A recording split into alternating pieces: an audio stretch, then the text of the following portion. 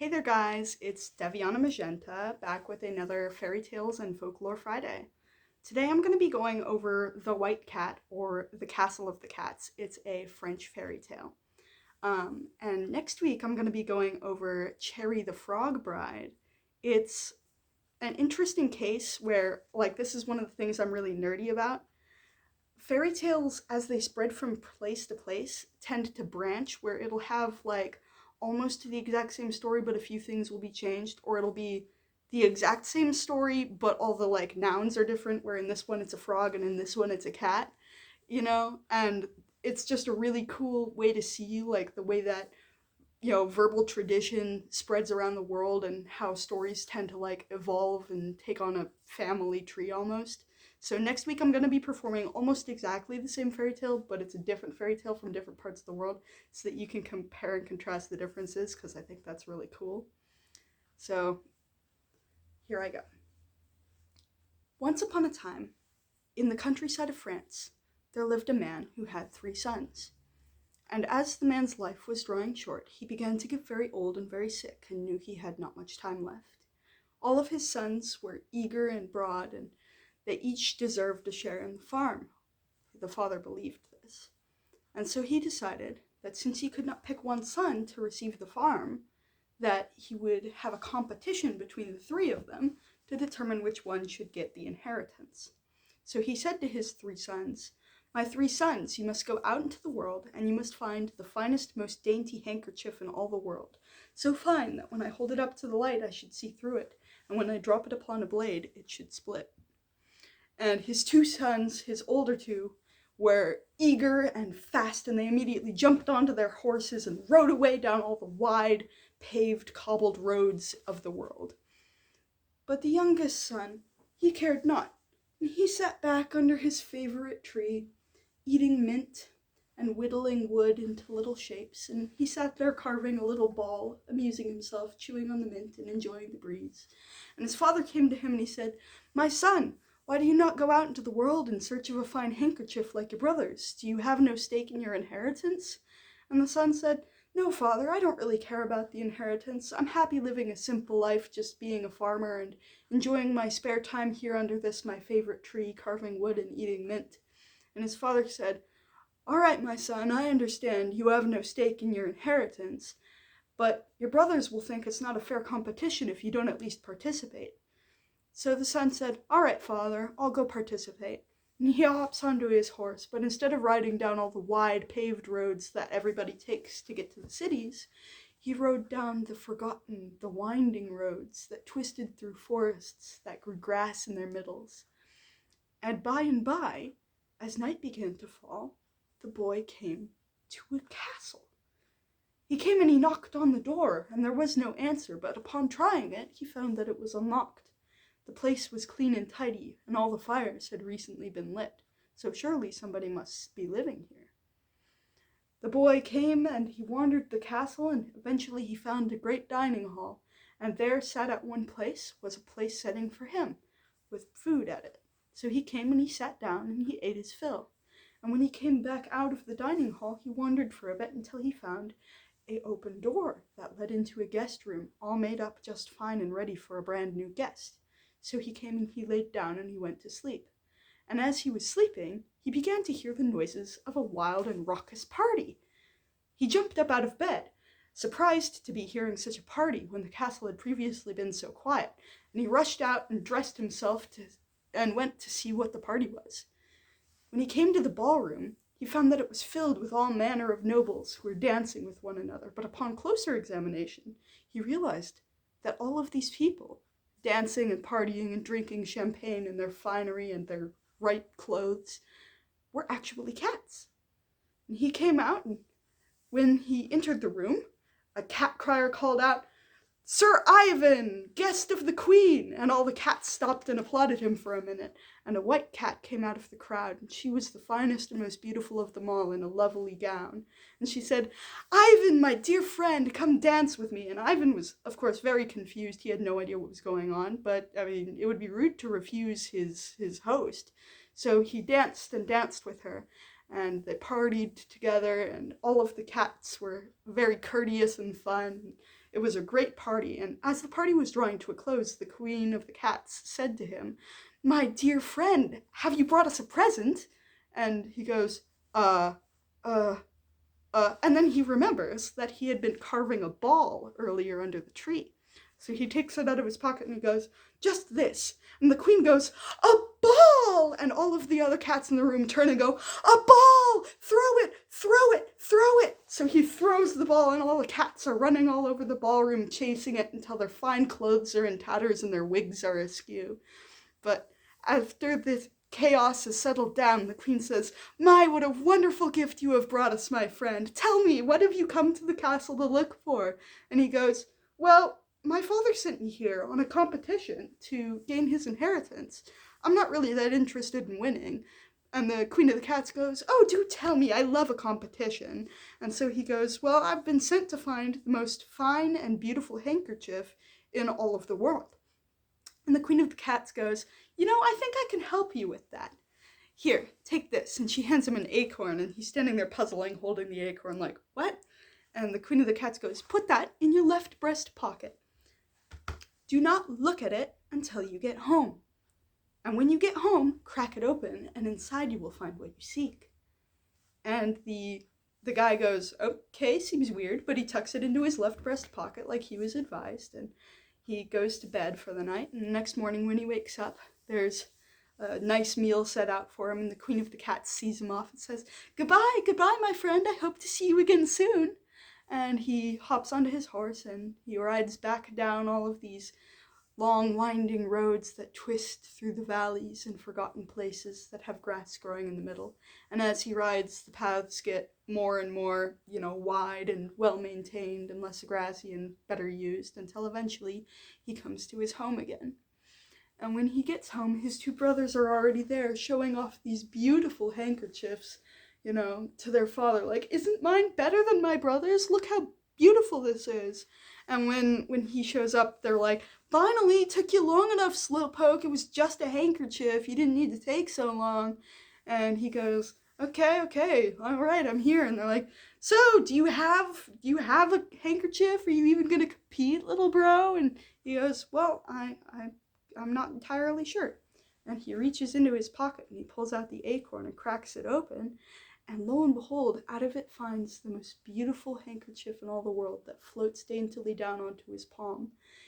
The fabric is so thin that you can see straight through it, and it's embroidered with the tiniest and finest of beautiful diamonds. And his father immediately declares him the winner, and his brothers are like, "That's outrageous! He pulled that out of an acorn! He must be cheating. Obviously, this is magical in nature. It's nonsense. He's cheating. I refuse to accept this outcome." And the father's like, Okay, relax. We'll have a rematch. This time I want you to go out into the world and I want you to find the smallest and daintiest dog in all of the world. And the two brothers immediately jump onto their horses and ride away as fast as they can down all of the wide paved roads into the cities of the world.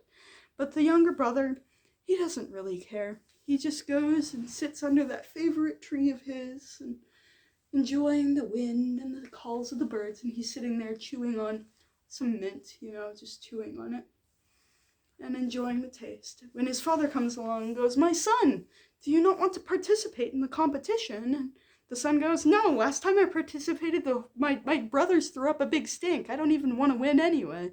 And his father goes, "Yes, but if you don't participate, then they'll say it's not a fair competition." And he goes, all right, I'll participate." So he tucks a bunch of this mint into his pocket, and he gets up and hops onto his horse and rides lazily off down all these same roads back to the castle of the cats, because he's looking to spend another night of partying there. And when he gets there, all the cats greet him and they go, "Oh, Sir Ivan, it's been so long. We're so happy to see you again. Come, we'll let the queen know you're here. She'll be overjoyed." And they go and tell the Queen of the Cats, and she says, "Ah, our friend has returned. Occasion for another party." And they decide to throw a great big party, and there's tiny little hors d'oeuvres and beautiful pastries and fine music and dancing and wining and dining.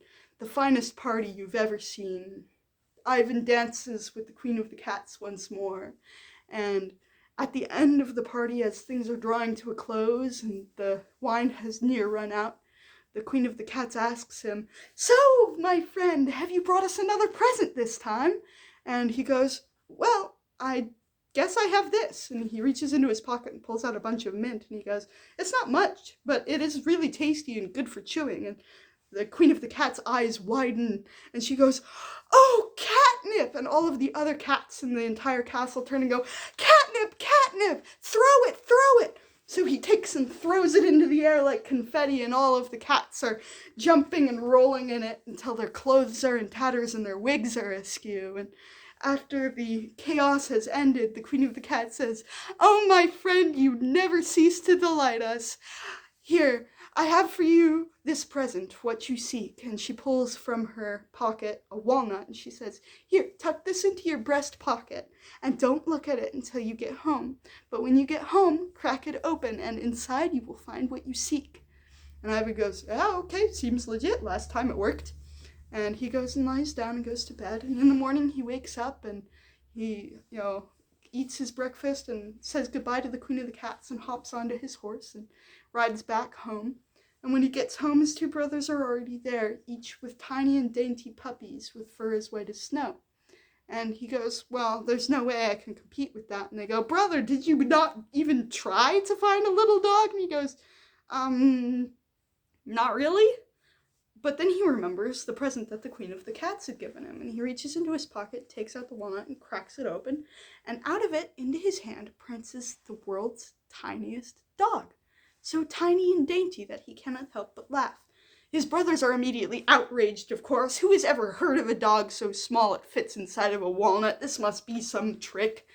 But the father goes, "No, he's won fair and square 2 times in a row, and you guys are just jealous." And the two brothers are putting up a big stink about it, and Ivan speaks up and he goes, "Wait, father, I don't even want to win. Let them have it."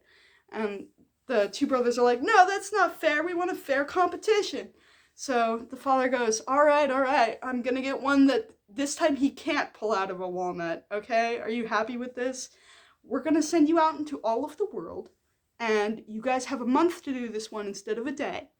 We're going to send you all out into all the world, and you are going to find the most beautiful bride, and when you bring back your brides, I will marry all 3 of you to your brides so that all 3 of you get a happy ending regardless of who gets the farm. And this seems to satisfy the 2 older brothers, and they immediately hop onto their horses and ride off into the world to find beautiful brides and fall in love with them. And the son simply sits down underneath his tree, and he's sitting there carving a little wooden ring for fun and just munching on mint and enjoying the wind. And his father comes to him and he says, "My son, don't you want to go out into the world and find a beautiful bride for yourself? Even if you don't win, you will still have happiness." And the son goes, "Well, I'm in love with somebody, but I don't think I can marry her. It's not exactly feasible." And the guy goes, "That's understandable. Why don't you go out into the world anyway, and maybe you'll fall in love with somebody else?" And the guy goes, "Yeah, all right, father, I'll give it a shot." And he hops onto his horse, and he rides back to the castle of the cats, where the Queen of the Cats greets him with open arms. "Oh, my friend, you've returned. I'm so happy to see you again. Come, this is occasion for a party." And for 30 days and 30 nights, the cats feast and festival with Ivan. And he grows to know the Queen of the Cats and spends his days with her. And at the end of the 30 days, the Queen of the Cats says, "But my friend, you have stayed here so long, I know that you must be going.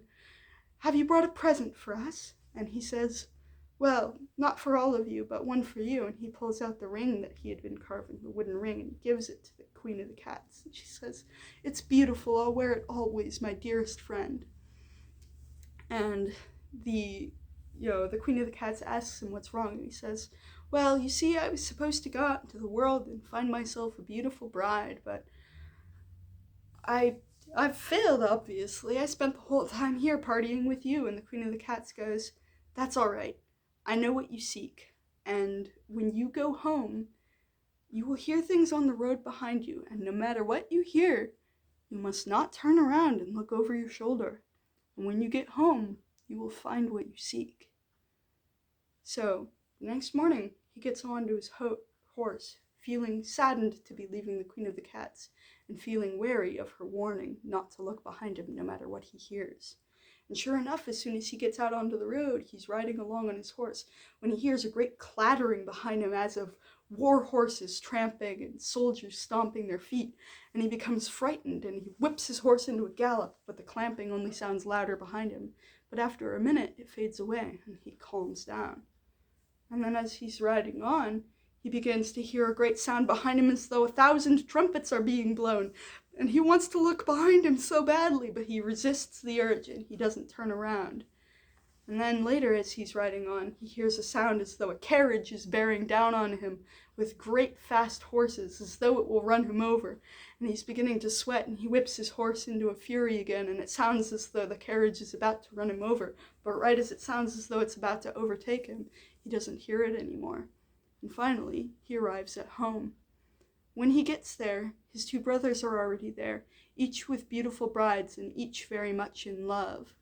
And his father says, "Oh, but my son, you have brought the most beautiful bride of them all." And the guy goes, "Huh?" And he turns around and looks over his shoulder, and right behind him is a carriage led by 6 beautiful white horses, and out of it steps a woman in a beautiful white gown, with hair as white as snow and skin as soft as silk. And on her finger is the wooden ring that Ivan carved for the Queen of the Cats. And the dad declares that, "My son, you have obviously won the prize. You have won my inheritance." But Ivan goes, "That's all right, father. I don't need the inheritance. Divide it in half among my brothers and let them be happy. I have something for myself somewhere else." And the father goes, "All right." And he officiates the 3 weddings between his 3 sons and their brides. And the 2 older brothers divide the farm in 2 and live happily ever after. And they say that if you take the roads that are forgotten, the roads that twist and wind through lost valleys, the roads where grass grows in the middle, that you will find a castle of the cats. And in this castle, you will find a beautiful white queen and a ginger Tom who likes to sit under a tree and carve wood with his knife. And they all lived happily ever after. Hey guys! Thanks for watching. That's one of my favorite fairy tales of all time. Tune in next week for the Brothers Grimm recorded version of this called the Cherry the Frog Bride. And it's another variant of this same exact story, just few differences that come by being passed through different cultures over time and branching away from the original. And I want you to compare the 2 and just see how they've changed. You know, it's a really cool thing, the way that stories evolve as they pass around. And I wanted to share these, my favorite stories with you.